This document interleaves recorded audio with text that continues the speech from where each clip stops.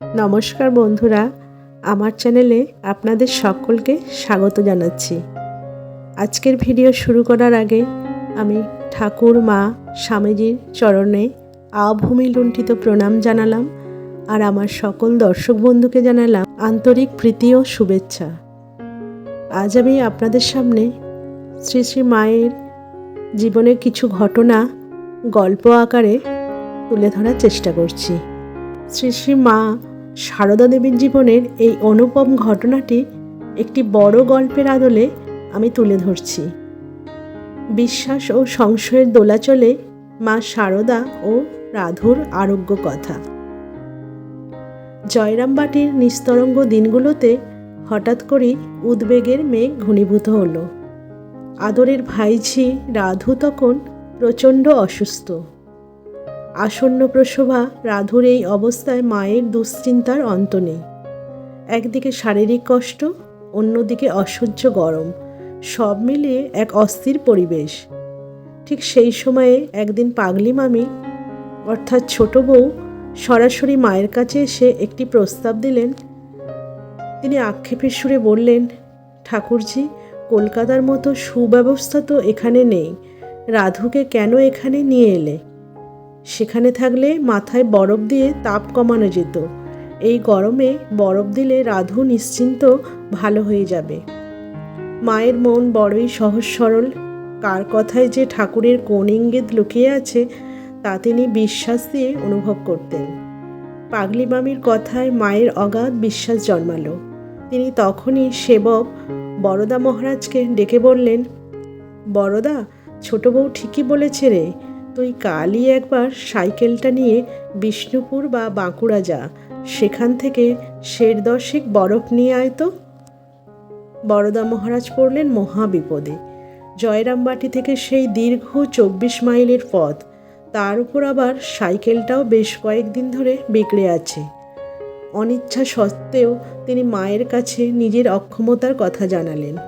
কিন্তু মা তো নাছোড়বান্দা, স্নেহের কণ্ঠে অভয় দিয়ে বললেন, কিচ্ছু হবে না বরদা, তুই বেরিয়ে পড়, ঠাকুরের আশীর্বাদে ঠিক চলে যাবি। মায়ের ইচ্ছা শক্তির জোরেই যেন পরদিন বরদা মহারাজ নির্দিষ্ট সময়েই বরফ নিয়ে ফিরে এলেন। মা তাকে দেখে মৃদু হেসে তৃপ্তির সঙ্গে বললেন, দেখলি তো কেমন সুন্দর করে চলে এলি। শুরু হলো রাধুর মাথায় বরফ দেয়া। মা সারদা আর ছোট মামি দুজনেই বেশ খুশি মনে সেবা করছেন। কিন্তু কিছুক্ষণের মধ্যেই সেখানে উপস্থিত হলেন কালী মামা। তো তিনি দৃশ্যটি দেখে শিউরে উঠলেন। ভ্রু কুঁচকে বললেন, দিদি, তুমি করছোটা কি? ওই পাগলিটার কথায় এই আসন্ন প্রসবা মেয়ের মাথায় বরফ দিচ্ছ? যদি ঠান্ডা লেগে একটা বড় বিপদ হয়, তার দায় কে নেবে? কালী মামার পরামর্শ দিলেন অন্যরকম। তিনি বললেন, শুনচেগেড়েতে এক তান্ত্রিক সাধক আছেন, তিনি খুব জাগ্রত, তাকে একবার খবর দিলে কেমন হয়? মায়ের স্বভাবই হলো সকলের কথা মান্য করা। যে মা কিছুক্ষণ আগে পাগলি মামির কথায় বিশ্বাস রেখেছিলেন, তিনি আবার কালী মামার উদ্বেগের মধ্যেও যুক্তিবোধ খুঁজে পেলেন। স্নেহের আতিশয্যে তিনি তৎক্ষণাৎ বরফ দেয়া বন্ধ করার নির্দেশ দিলেন। বরদা মহারাজকে আবার নতুন আদেশ দিয়ে বললেন, কালই তুই কালীকে সঙ্গে নিয়ে শুনচেগেড়ে যা, সেই সাধক বাবাকে আমার কথা বলে সসম্মানে নিয়ে আয়। মায়ের জীবনের এই ছোট্ট ঘটনাটি আমাদের শেখায় তিনি কিভাবে সাধারণ মানুষের আবেগ, সংস্কার এবং যুক্তি সব কিছুকে স্নেহের বন্ধনে জড়িয়ে রাখতেন। ভক্তের বিশ্বাস আর স্নেহের টানে মা বারবার নিজেকে সঁপে দিয়েছেন তার সন্তানদের ইচ্ছার কাছে। তো এই গল্পটি শ্রীমা সারদা দেবীর সরলতা এবং সন্তানের প্রতি তার অসীম স্নেহের একটি ঐতিহাসিক দলিল।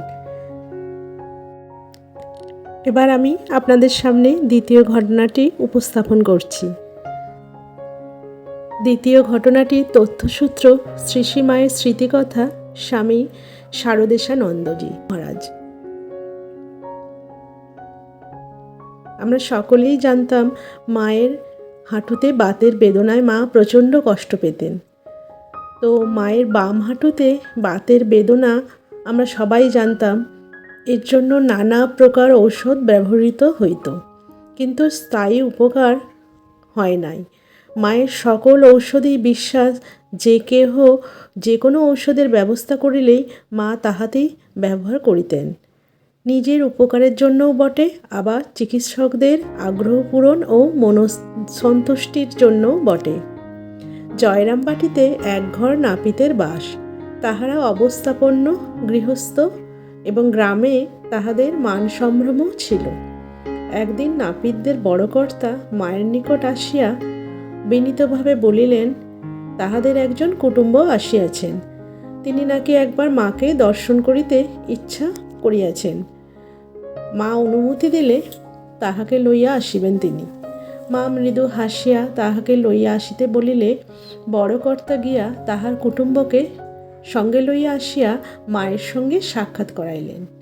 তখন সকালবেলা, মায়ের কুটনকটা হইয়া গিয়েছে, একটু অবসর সেই সময় আছে। কুটুম্ব আসিয়া প্রণাম করিলে মা তাহাকে সমাদরে বারান্দায় বসাইয়া ও নিজেও কাছে বসিলেন। আপনার কুটুম্বের মতোই কুশল সমাচারাদি গ্রহণ করিলেন। নানা সুখ দুঃখের নানা কথা লইয়া উভয়ের মধ্যে নানা প্রকার আলোচনা চলিল। আগন্তুক ভদ্রলোক পৌরবয়স্ক, সৌম্যদর্শন, পোশাক পরিচ্ছদ, কথাবার্তা ভদ্রজনোচিত। মা তাহার সঙ্গে আলাপে প্রীতিলাভ করিলেন। তিনি ছিলেন কবিরাজ। কথা প্রসঙ্গে মায়ের হাঁটুর বাতের বেদনার কথা শুনে খুব দুঃখিত হইলেন এবং মাকে জানাইলেন তাহার কাছে একটি ঔষধ জানা আছে এবং সেই ঔষধ প্রয়োগে বাতের ব্যথার অনেক উপশম হয়। উহা একটি লতার শিকড় এবং এখানেও পাওয়া যাইলেও যাইতে পারে। মা যদি ব্যবহার করেন তবে তিনি উহা খুঁজিয়া দিতে পারেন, এইরূপ মত প্রকাশ করিলেন।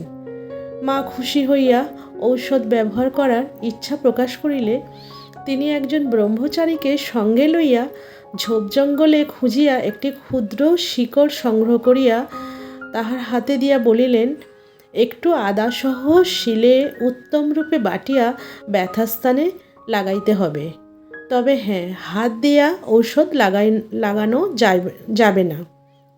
তিনি বিশেষ সাবধান করিয়া দিলেন এবং একটি খড়কের অগ্রভাগ দ্বারা বিন্দু মাত্র ঔষধ ব্যথাস্থানে লাগাইতে বলিলেন।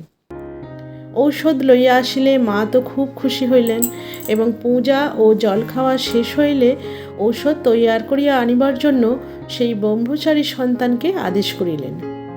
তিনি সযত্নে ঔষধ প্রস্তুত করিলেন এবং মা উপবেশন করিয়া হাঁটুর কাপড় সরাইয়া যথাস্থান নির্দেশ করিলে সেখানে একটি খড়কের অগ্রভাগ দিয়া একটু ঔষধ লাগাইয়া দিলেন। কিন্তু হায়, সেই ঔষধ স্পর্শ মাত্র মা যন্ত্রণায় চিৎকার করিয়া উঠিলেন। ভীষণ জ্বালা, যেন আগুনের স্পর্শ। সঙ্গে সঙ্গে সেখানে ফোসকা পড়িয়া গেল, যেই স্থানে ঔষধ লাগানো হইয়াছিল। সেবক তো হতবম্ব, তিনি নিরুপায়ভাবে চাহিয়া রহিলেন।